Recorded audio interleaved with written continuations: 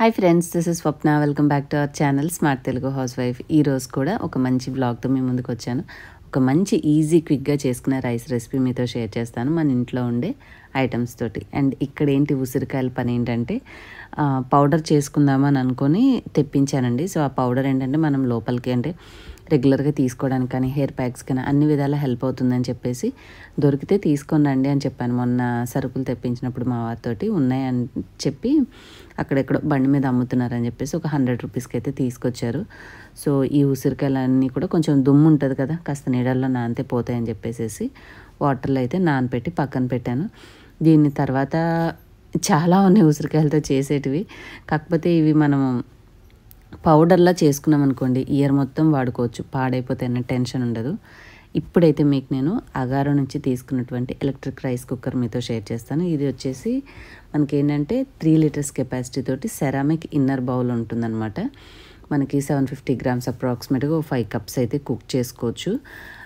Steamer bowl కూడా వస్తుంది stainless స్టీల్ది. ఇది వచ్చేసి స్టీమర్కి పెట్టుకునే చిన్న cap, measuring cup and 2 spatulas రెగ్యులర్గా ఇస్తారు కదా. సో ఇవి మనకి 2 డిఫరెంట్ టైప్స్ ఆఫ్ స్పాచులాస్ ఇచ్చారు. ఇది వచ్చేసి సన్నగా ఉన్న స్టీమర్ బౌల్ అనమాట. దీంతో మనం అడుగున వాటర్ పోసేసి ఏమన్నా ఉడికించుకోవాలన్నా కూడా ఉడికించుకోవచ్చు. ఇది వచ్చేసి ఇన్నర్ సెరామిక్ పాట్ అని చెప్పేసి ఇచ్చారు. ఈ రైస్ కుక్కర్ స్పెషాలిటీ ఏంటంటే దీంట్లో బ్రౌన్ రైస్ వండుకోవచ్చు, రెగ్యులర్ రైస్ వండుకోవచ్చు, మనం పప్పు అలాగా. మిగతా రైస్ కుక్కర్స్ కేవలం రైస్కే ఉంటాయి. దీంట్లో మల్టిపుల్ ఆప్షన్స్ అయితే ఇచ్చారు. మామూలుగా హాస్టల్లో ఉండే వాళ్ళకైతే ఇలా కొద్దిగా ఎక్కువ ఆప్షన్స్ ఉన్నవి చాలా బాగా హెల్ప్ అవుతుంది. ఈ రైస్ కుక్కర్ లింక్ మీకు నేను డిస్క్రిప్షన్, పిన్ కామెంట్ అలాగే వ్యూ ప్రొడక్ట్స్లో కూడా ట్యాగ్ చేస్తాను, కావాల్సిన వాళ్ళు చెక్అవుట్ చేయొచ్చు. ఇగోండి వైట్ రైస్, బ్రౌన్ రైస్, మళ్ళీ లో కార్బ్ అంటే మనకి తక్కువ క్యాలరీస్ వచ్చేలాగా వండుకోవాలంటే స్పెషల్ ఆప్షన్ పక్కన ఉంటుంది. Short grain, porridge, steam, slow cook, అలాగే preset and keep warm, power button. And మనం టెంపరేచర్ కానీ టైం కానీ ప్లస్ మైనస్ చేసుకోవడానికి పైన ప్లస్ మైనస్ ఉన్నాయి. సో ఏదైనా సరే మనం స్టార్ట్ చేసుకోవాలి అంటే ఈ విధంగా మనం పవర్ బటన్ ఆన్ చేసిన తర్వాత కావాల్సిన ఆప్షన్ సెలెక్ట్ చేసుకొని వదిలేస్తే ఆటోమేటిక్గా టైం అయితే స్టార్ట్ అవుతుంది. ఫస్ట్ నేను మీకు చెప్పినట్టుగా ఒక రైస్ రెసిపీ అయితే చేసి చూపిస్తాను. ఈ యొక్క ప్రోడక్ట్ లింక్ మీకు డిస్క్రిప్షన్ అండ్ పిన్ కామెంట్లో ఉంటుంది. కుదిరితే ప్రోడక్ట్ కూడా ట్యాగ్ చేస్తాను, స్క్రీన్ మీద వ్యూ ప్రొడక్ట్స్లో కనిపిస్తుంది. సింపుల్గా ఉంది. మనకేంటంటే కొంచెం అప్పుడప్పుడే వంట నేర్చుకునే వాళ్ళు కానీ హాస్టల్స్లో రూమ్స్లో ఉండి సెల్ఫ్ కుక్ చేసుకునే వాళ్ళకి కొంచెం ఇలాంటివి అంటే వాళ్ళేమి పర్మనెంట్గా అలా ఉండరు కదా. సో జాబ్ వల్ల కానీ స్టడీ వల్ల కానీ సపరేట్గా ఉంటారు కాబట్టి రెగ్యులర్ వెజల్స్ కంటే కూడా ఇవేంటంటే కాంపాక్ట్గా ఉంటాయి, మంచిగా క్యారీ చేయడానికి కూడా ఈజీగా ఉంటాయి అన్నమాట. సో సింపుల్గా అయిపోతుంది, అడుగంటే ప్రాబ్లం ఉండదు కాబట్టి అన్నం కానీ కర్రీస్ కానీ మల్టిపుల్గా చేసుకోవచ్చు. రెగ్యులర్ రైస్ కుక్కర్లో మనం రైస్ మాత్రమే వండుకుంటాము. ఇదేంటంటే అన్ని విధాలు యూస్ చేసుకోవచ్చు. అండ్ సెపరేట్గా బాయిలింగ్ బౌల్ కూడా ఇచ్చారు కాబట్టి దాంతో ఉడకబెట్టుకుని కూడా వాళ్ళు సైడ్గా ఏమైనా బాయిల్ చేసుకోవచ్చు అనమాట. నేను కొంచెము నెయ్యి, కొద్దిగా నూనె వేసి దాంట్లో జీలకర్ర అవి వేసేసి కొంచెం అల్లం వెల్లుల్లిపాయ పేస్ట్, కొద్దిగా కరివేపాకు, పచ్చిమిర్చి వేసి ఫ్రై అయిన తర్వాత గ్రైండ్ చేసినటువంటి టమాటా ప్యూరీ వేసాను. అవి వేసిన తర్వాత సింపుల్గా ఉండడానికి, సమ్మర్ కదండి, మనం హెవీగా రెగ్యులర్ మసాలాలు వేసుకుని అంత స్ట్రాంగ్గా తినాలని అనిపించలేదు. సింపుల్గా ఏంటంటే టమాటా వేసిన తర్వాత దాంట్లో పసుపు, కారం, ఉప్పు, కొంచెం ధనియాల పొడి వేసేసి కొద్దిగా మటర్, ఈ బఠానీ కూడా వేసాను కాస్త ఫ్లేవర్ బాగుండడం కోసం. లాస్ట్లో కొద్దిగా కొత్తిమీర వేసాను. ట్రస్ట్ మీ, సింపుల్గానే ఉంది. ఇంట్లో మనం రెగ్యులర్గా కూర చేసుకునే ప్రాసెస్సే చెప్పాలంటే. కాకపోతే ఈ విధంగా చేశాక వెంటనే వాటర్ పోయకుండా నేను కొంచెం సేపు మామూలుగా కుక్ అవనిచ్చాను అనమాట. కాస్త ఉడికితే ఏమవుతుందంటే పచ్చివాసన అంతా పోతుంది కదా, ఉల్లిపాయ మనం అది వేసిన టమాటా కానీ ఏవైనా. ఇంకా ఆనియన్ అయితే వేయాలనిపించలేదు, వేయలేదు. కాసేపు ఉడికిన తర్వాత ఇంకప్పుడు మనము ఆల్రెడీ నేను రైస్ కడిగి పెట్టి ఉంచుకున్నాను అనమాట. ఒక గ్లాస్కి గ్లాసం పావు కాదు, గ్లాస్కి గ్లాసున్నర మీద కొంచెం పావు ఎక్స్ట్రా అంటే గ్లాసు ముప్పావు వాటర్ అయితే వేసాను. వేసేసి ఆ నీళ్ళతోనే మళ్ళీ మిక్సీలోన వాటర్ కూడా తిరగొట్టేసి మనం వేస్ట్ చేయం కదా, సో అవే సేమ్ వాటర్ ఇందులోకి వేసేసాను అనమాట. ఇంకా రైస్ కూడా వేసేసి మూత పెట్టేసేసామంటే రైస్ అయిపోయే టైంకి పర్ఫెక్ట్గా రెడీ అయిపోతుంది. నాన్ స్టిక్కీగా బాగుంటుంది. అండ్ ఉప్పు సరి చూసుకోవాలి, కొద్దిగా చెక్ చేశాను అనమాట ఉప్పు సరిపోయిందా లేదా అని చెప్పి, ఎందుకంటే రైస్ ఫ్లేవర్ ఉండాలి కదా. సో ఇంకా హ్యాపీగా నా పని నేను చేసుకుంటా ఉంటే దానంతా అది అయిపోయి ఇక కీప్ వామ్లోకి వచ్చేసింది. తర్వాత ఓపెన్ చేసి చూస్తే పర్ఫెక్ట్గా రైస్ అయితే అయిపోయింది. ఇది నాన్ స్టిక్కీగా ఉండడం వల్ల అన్నం ఎక్కడ అడుగంటకుండా పొడి పొడిలాడుతూ చాలా బాగా వచ్చింది. చాలా ఈజీ అనిపించింది నాకైతే.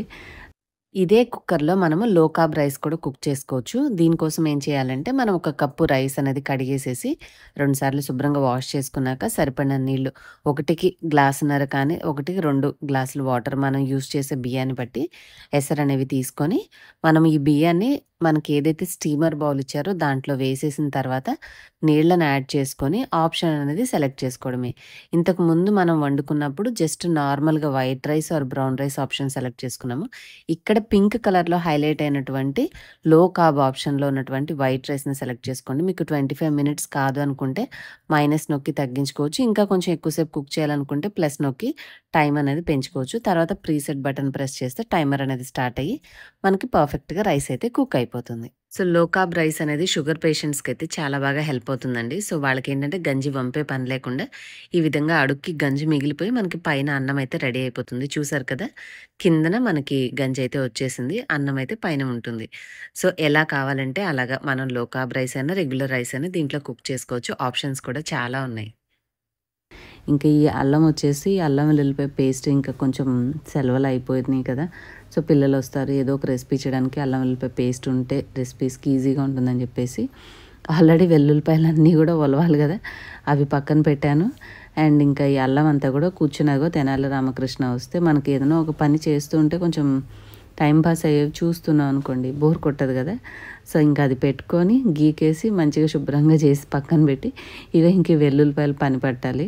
ఆ ఫారెన్ వాళ్ళు యూజ్ చేసేవైతే అసలు ఇలా అంటే అలా వచ్చేస్తాయి తోలు. కానీ మనవి ఎంత గట్టిగా ఉంటాయంటే వాటిని ఓపెన్ చేయడానికే కుస్తీ పట్టాలన్నమాట.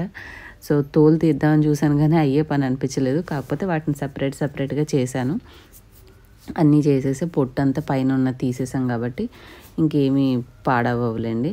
ఇంకా ఫైనల్‌గా పేస్ట్ చేయడానికి వెల్లుల్లిపాయి అండ్ అల్లం 2 సమభాగాలుగా తీసుకున్నాను. కొంచెం ఒక పావంత అల్లం తగ్గినా పర్వాలేదు. లేదంటే సమభాగాలుగానే తీసుకోవచ్చు. కాకపోతే మనం వాటర్ వేయకుండా గ్రైండ్ చేసుకున్నాం అనుకోండి కొంచెం ఎక్కువ రోజులు నిల్వ ఉంటుంది ఫ్రెష్‌గా. సో, అందుకని చెప్పేసి గుర్తొచ్చింది వాటర్ కంటే మనం సాల్ట్ ఏసామనుకోండి దాంట్లోంచి నీరు బయటకొచ్చి గ్రైండ్ అవ్వడానికి బాగుంటుందని చెప్పేసి కాస్త కల్లుప్పు వేశాను. మనం అల్లం వెల్లుల్లిపాయ పేస్ట్‌లో ఉప్పు వేసుకుంటాం కాబట్టి ఏదైనా కూరలో వేసేటప్పుడు కొంచెం ఒక పించి తక్కువ వచ్చేలాగా చూసుకొని వేసుకుంటే సరిపోతుంది. ఇందులో ఉండే ఉప్పు ఏంటంటే ఇది కొంచెం ప్రిజర్వేటివ్ లాగా హెల్ప్ అవుతుంది. మనం ఎలాగో ఫ్రిడ్జ్‌లో పెడతాము. కాకపోతే ఫ్రెష్‌గా ఉండడం కోసం నేను కాస్త ఉప్పు కూడా వేసేసాను. తిరగడానికి కూడా అవకాశం ఉంటుంది. మరీ అసలు ఏమీ వేయలేదనుకోండి చిన్న జార్‌లో అయితే కొంచెం వేసుకోవచ్చు. నేను పని అయిపోతుంది ఒకసారి అని చెప్పి పెద్ద జార్‌లో పెట్టేశాను. చక్కగా మొత్తం ఆపి మధ్యలో తిప్పి అంతా చేసేస్తే గ్రైండ్ అయిపోయింది. ఇంకా ఇగోండి ఈ జార్ ఇంతకుముందు నేను ప్రిపేర్ చేసుకున్నప్పుడు దీంట్లోనే పెట్టుకున్నాను. అది గాజు సీసా అయినా కూడా ఆ అల్లం వెల్లుల్లిపాయ ఘాటు స్మెల్ అయితే దానికి ఉంది. ఇంకా వేరే ఏం పెట్టకుండా ఈ పేస్ట్ ప్రిపేర్ చేసినప్పుడు మాత్రమే ఫిల్ చేయడం కోసం దాన్ని అలా ఉంచుకున్నాను అనమాట. కరెక్ట్‌గా చేసింది దాని సీసాడికి వచ్చింది. మనం బయట కొనుక్కుంటే ఎంత ఉంటుందో తెలియదు కానీ దీంతోటి మనం నాన్ వెజ్ కానీ, వెజ్ కానీ ఏ రెసిపీస్‌కైనా యూజ్ చేసామనుకోండి చాలా మంచి ఫ్లేవర్ ఉంటుంది. వేరే బాక్సుల్లో కంటే కూడా గాజు సీసాలో స్టోర్ చేసుకొని ఫ్రిడ్జ్‌లో పెట్టుకోండి. మీరు అప్పటికప్పుడు ఫ్రెష్‌గా చేసుకొని కూరల్లో వండితే ఎంత మంచి గుమగుమ వస్తుందో కూరలకి అట్లాగే ఉంటుందన్నమాట. నేను ఎక్కువ ప్రిపేర్ చేయను. ఒక పావు కేజీ అది, పావు కేజీ ఇవి తెప్పించుకొని క్లీన్ చేసుకొని గ్రైండ్ చేసి వాడుకుంటాను. ఇంకా బాగా రెగ్యులర్‌గా వంటలు చేసేవాళ్ళకైతే తొందరగానే అయిపోతుంది. నేను కొంచెం మసాలా బేస్డ్ కూరలు ఎక్కువగా చేయను కాబట్టి నాకు కాస్త ఎక్కువ రోజులే వస్తుంది. సో, చేతిలో హ్యాండీగా ఉంటే ఏ రెసిపీ చేయాలన్నా టక్‌మని అలా తీసుకున్నామా వాడేసామా పని తేలిగ్గా ఉంటుంది. సో, మిగిలినవి కూడా చాలా ఉంటాయి. మనం ఇలా మీల్ ప్రెప్ చేసుకుంటే వంట త్వరగా అయిపోయేటివి. వాటిలో నేను అన్నీ కూడా ఏం ప్రిపేర్ చేయను. కొన్ని బాగా అవసరం అనుకునేవి మాత్రమే తయారు చేస్తుంటాను. ఇంకా ఇక్కడేంటంటే మనం చేత్తో తీయొచ్చు కానీ ఒక్కొక్కసారి మన చేతులకున్న తడి అవ్వచ్చు ఏదైనా కారణాల వల్ల అది పేస్ట్ డ్యామేజ్ అవుతుందని చెప్పేసి ఆ సిలికాన్ స్పాచులా ఉంటే దాంతోటి తీస్తున్నాను. అది ఆల్రెడీ ఒకసారి ఇరక్కొట్టేదాన్ని హ్యాండిల్. కాకపోతే ఇదిగోండి ఇట్లా ఏవైనా తుడవడానికి కర్రీ అయిపోయాక గరిటెతో పరపరా గీరకుండా ఈ సిలికాన్ స్పాచులా యూజ్ చేస్తే సౌండ్ లేకుండా ఒక డ్రాప్ ఆయిల్ వేస్ట్ అవ్వకుండా కర్రీ మొత్తం నీట్‌గా వస్తుందనమాట. సో, అలా వైప్ చేసుకోవడానికి వాడుకోవడానికి హ్యాండీగా చేతి కింద అది విరిగిపోయినా ఉంచుకున్నాను పడేయకుండా. ఇంకా చెయ్యి పెట్టకుండా కొంచెం టిష్యూతోటి అంచులంతా తుడిచేసి నీట్‌గా చేసుకొని ఇలా ఫ్రిడ్జ్‌లో పెట్టుకుంటే హ్యాపీగా మనకి కర్రీస్కి అయినా ఇంకే రెసిపీ వండుకున్నా యూజ్ అయితే చేసుకోవచ్చు. తేలిగ్గా ఉంటుంది అండ్ ఫ్రెష్గా కూడా ఉంటుంది. చెప్పాను కదా ఉప్పు వేసాం కాబట్టి కొంచెం ఉప్పు అనేది మనం వేసుకున్న పేస్ట్ని బట్టి కాస్త కూరల్లో తగ్గించుకుంటే సరిపోతుంది.